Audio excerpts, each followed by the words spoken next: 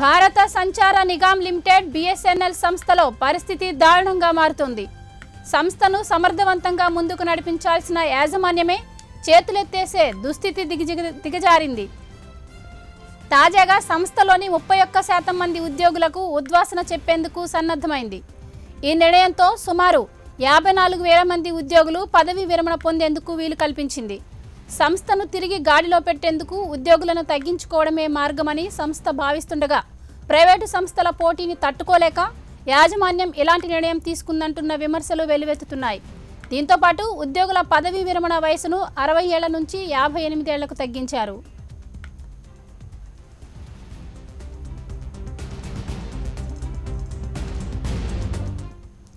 ఇదే అంశంపై మరిన్ని వివరాలు మా సిటీ బ్యూరో చీఫ్ రామకృష్ణ అందిస్తారు. రామకృష్ణ, చెప్పండి, బిఎస్ఎన్ఎల్ ఇంత భారీ నిర్ణయం తీసుకోవడం వెనుక ఉద్దేశం ఏంటి? గోవర్ధని మరొక కేంద్ర ప్రభుత్వ సంస్థ తెల్ల ఏనుగులాగా మారింది. బిఎస్ఎన్ఎల్ భారత్ సంచార్ నిగమ్ లిమిటెడ్ దాదాపుగా ఎన్నో ఏళ్లుగా టెలికాం రంగంలో సేవలు అందిస్తుంది. ప్రైవేటు సంస్థలు కూడా రాని సమయంలో బిఎస్ఎన్ఎల్ తన సేవలను మొత్తం అందరికీ కూడా అందించడం జరిగింది. అయితే ప్రస్తుతం ఆ సంస్థ పూర్తిగా నష్టాల్లో కొట్టుమిట్టాడుతోంది. దీనికి సంబంధించి ఉద్యోగుల తొలగింపు నిర్ణయాన్ని బిఎస్ఎన్ఎల్ తీసుకోవడం జరిగింది. దాదాపుగా 54,000 మంది ఉద్యోగుల్ని తొలగించేందుకు రంగం సిద్ధం చేసుకుంది. ఇప్పటికే బిఎస్ఎన్ఎల్ లో పనిచేస్తున్న ఉద్యోగులకు సంబంధించి విఆర్ఎస్ లు కూడా చాలా మందికి ఇప్పించి బయటకు పంపించే ప్రయత్నాలు చేసినప్పటికీ కూడా 54,000 మంది ఉద్యోగులను తొలగించాల్సిన పరిస్థితి ఏర్పడింది. వీళ్ళందరినీ తొలగిస్తే కొంత సంస్థ మీద ఆర్థిక నష్టం, ఆర్థిక భారం కూడా తగ్గే అవకాశం ఉన్నట్టు కూడా బిఎస్ఎన్ఎల్ అధికారులు భావిస్తున్నారు.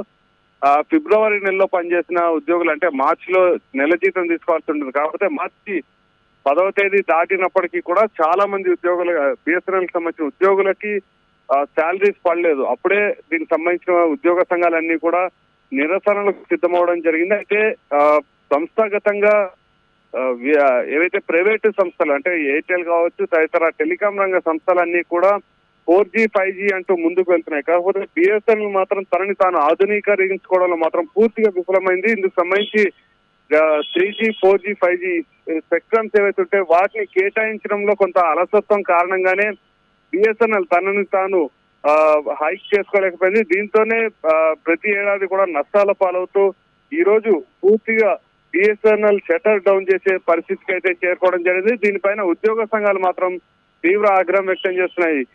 దీన్ని ఆధునీకరించాల్సిన కేంద్ర ప్రభుత్వమే అసలు ఏమాత్రం పట్టించుకోవట్లేదు అంటూ కూడా విమర్శలు చేస్తున్నాయి. 4G 5G లాంటి స్పెక్ట్రమ్లను ముందుగా బిఎస్ఎన్ఎల్ కేటాయించి ఆ తర్వాత ప్రైవేటు సంస్థలు కేటాయిస్తే బాగుండేది. కాకపోతే పూర్తిగా వీటన్నిటిని కూడా ప్రైవేట్ స్పెక్ట్రమ్లకే, ప్రైవేట్ సంబంధించిన సంస్థలకే, ఎయిర్టెల్ తదితర సంస్థలకే కేటాయించడం జరిగింది. దీంతోనే బిఎస్ఎన్ఎల్ వాటితో పోటీ పడలేకపోయింది. మరొక విషయం, జియో లాంటి సంస్థలు ఎప్పుడైతే రంగ ప్రవేశం చేయడం జరిగిందో జియో ఇచ్చే ఆఫర్లకి బిఎస్ఎన్ఎల్ తట్టుకోలేని పరిస్థితి ఏర్పడింది. ఒకప్పుడు ఒక వెలిగిన బిఎస్ఎన్ఎల్ ఆఫర్లను ప్రకటించడంలో కానీ పూర్తి స్థాయి విఫలమైంది. అయితే వీటిని ముందుండి నడిపించాల్సిన హెచ్ఆర్ టీం ఏదైతే ఉంటుందో ఎగ్జాక్ట్ గా ఎగ్జిక్యూటివ్ టీం అనేది ఎగ్జాక్ట్ గా లేకపోవడంతోనే ఇలా సమస్యలు తలెత్తాయి. మొత్తంగా 54,000 మంది ఉద్యోగులు, దాదాపుగా బిఎస్ఎన్ఎల్ లో 5 లక్షలకు పైగా ఉద్యోగులు పనిచేస్తున్నారు. వీళ్ళల్లో 54,000 మంది ఉద్యోగులను తొలగించే పరిస్థితి ఏర్పడింది.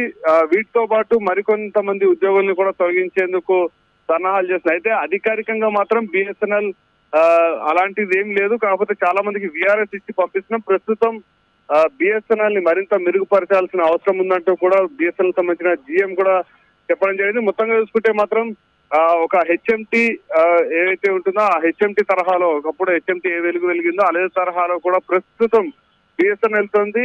ఇప్పటికైనా కేంద్ర ప్రభుత్వం స్పందించకపోతే మాత్రం ఒకప్పుడు బిఎస్ఎన్ఎల్ ఉండేది అని చెప్పుకోవాల్సిన దుస్థితి మాత్రం ఏర్పడుతుంది. కోరుతుంది. అయితే రామకృష్ణ, బిఎస్ఎన్ఎల్ ఇంత భారీ సంక్షోభం రావడానికి కారణం ఏమై ఉంటుందంటారు?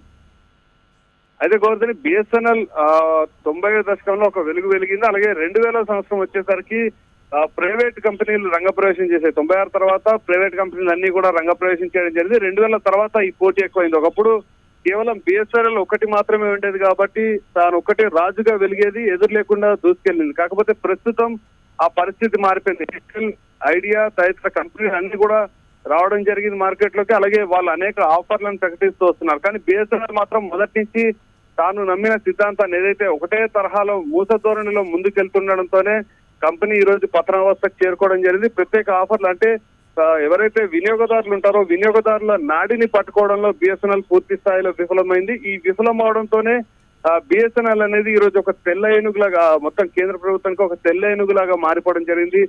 అయితే 3G 4G 5G ఈ స్పెక్ట్రమ్ లు కేటాయించే సమయంలో బిఎస్ఎన్ఎల్ కి ఎక్కువ ప్రాధాన్యత ఇచ్చి ఉంటే బిఎస్ఎన్ఎల్ కూడా ఈ రోజు మిగతా ప్రైవేట్ సంస్థలు ఏవైతే ఉన్నాయో వాటితో ధీటుగా పయనించే అవకాశం ఉండేది అనేది ఆ కంపెనీకి సంబంధించిన ఏవైతే ఉద్యోగులు ఉన్నారో వాళ్ళంతా చెప్తున్న మాట. కాకపోతే ఇప్పటికైనా కనీసం కేంద్ర ప్రభుత్వం నిద్ర లేచి బిఎస్ఎన్ఎల్ ని ఆధునీకరిస్తే తప్పకుండా మళ్ళీ పునర్వైభవం అయితే దక్కుతుందనే ఒక ఆశ అయితే ఉద్యోగులు వెల్లడిస్తున్నారు. Govardhani. Right, thank you Ramakrishna.